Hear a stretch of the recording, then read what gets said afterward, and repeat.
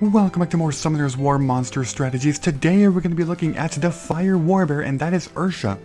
So let me begin by saying that Ursha seems like a very underrated monster. Unlike a lot of other 2-stars that are not used, that are just plain garbage, this guy's pretty interesting because he's a 2-star that is not used so much. But he seems underrated, not terrible. Now, I think the main reason why he's not used so much is because, well, he is completely outclassed by Ramagos and Dagora, both warbears which are used a hell of a lot more than this guy, because they're good, they're really, especially Ramagos, they're amazing. So, let me talk about his stats first so I can actually start talking to you guys about the skills and strategies. His stats, as a level 46 star, is 9,885 HP, 549 attack, 439 defense, and 102 speed. Okay, those are his stats, and it's a pretty interesting combination, it definitely is. I mean, he's not extremely tanky, he's definitely not, but his attack is pretty high for a warbear. Okay, so let's talk about his skills now. His first one is Thrash. Thrash is the enemy inflicting damage proportionate to your max HP. The attack has a 50% chance to reduce the enemy's attack HP by 25% with that typo, as we already know. And Roar inflicts damage proportional to your max HP to all enemies and increases their attack power for 2 turns. And the third one, Counterblow, provokes all enemies with a 70% chance and counterattacks every time you receive damage for 3 turns. Okay, this is a pretty interesting combination. First of all, the main thing that stands out of this guy is, well, there's 2 things.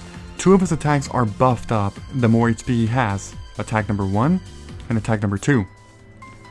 The second thing to note, he has 2 AoE attacks which can both inflict, debuffs, or I guess provoking is technically a debuff, I don't know, but yeah, it's a very, very interesting, and that's kind of the main reason why he's underrated, because if you max out his HP completely, you're gonna buff up these 2 and make him tanky so that he can provoke all these guys, and then counterattack all the time. And he seems like he'll be pretty good. Not great, but pretty good. Let's talk about his runes. Okay, so as I just said, giving him a lot of HP, a lot of tankiness is the main priority. You want to do that. After that, I would say probably some accuracy to actually land the debuffs of attacks number 2 and 3. So I would say to give him, you could give him all energy, or you could mix in the focus set in there as well to give him some accuracy. But yeah, aside from that, it's really all about HP. Slots 2, 4, and 6, I would say HP and HP, and then for slot 6, either accuracy or HP. Although I will say don't give both accuracy and focus, choose one or the other, because I think it's a bit too much accuracy and less tankiness. His priority would probably be tankiness. So yeah, you can go ahead and do either, or you can just focus on really good accuracy substats and give him neither focus or an accuracy in slot 6, and that'll make him even more tanky. So whatever you want, really, whatever you want. Alright, so those are his runes, and as I've said, if you combine like extreme tankiness, like really good runes, along with pretty decent accuracy, he seems like he'll be pretty good. He'll be able to do some pretty good damage with this attack, and being able to reduce the attack age sometimes. He can do really good attack with this because, it does more damage with more HP on Ursha. And it can also do, it's an AoE attack break. That's the interesting thing. There's not a lot of attacks that do AoE attack break. There really aren't. There's defense breaks like, Jealousy from Celia and someone else, I forgot, another Mystic Witch. That's a defense break. There's also Galleon, the water pirate captain, who does an attack buff on your party and a defense break on the enemies, but and there's more. I'm just giving you some examples, which is not really too relevant, but the point is that as far as attack breaks to the entire enemy, that's pretty rare. It is. And then the third one, for this one, more accuracy would help as well, because provoking, you'll have a higher chance to provoke.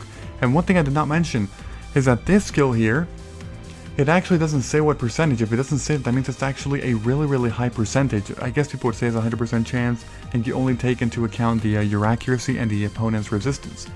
But yeah, and the third skill, you can also counterattack. You get some nice attacks in there with some pretty high damage with this attack if you have all HP. So everything links back together and it works really well. It's like all his attacks are really on par with each other, and because of that, I mean, I'm kind of surprised that a lot of people don't build this guy, and part of me sometimes wants to build him just because he seems like he would have a lot of potential. He really does, unlike a bunch of other 2-star garbage monsters, you know, pure shit that I've talked about, like, oh no, this guy sucks, or this pixie sucks, you know, this elemental sucks. I can't really say the same thing about this guy. Yes, he's not as used as Ramagos and Dagora, but I'm seeing some potential. Maybe. I could be very wrong. Go ahead and leave a comment, you know, if you agree with me, or if you disagree, if you think he's pure trash, go ahead and say that. I don't, you know, it doesn't matter. Or you can leave a nice rune setup, you know, that you've used and you've had some success. So yeah, I'm sure people would appreciate that. Thank you for watching, goodbye everybody, and as always, until next time.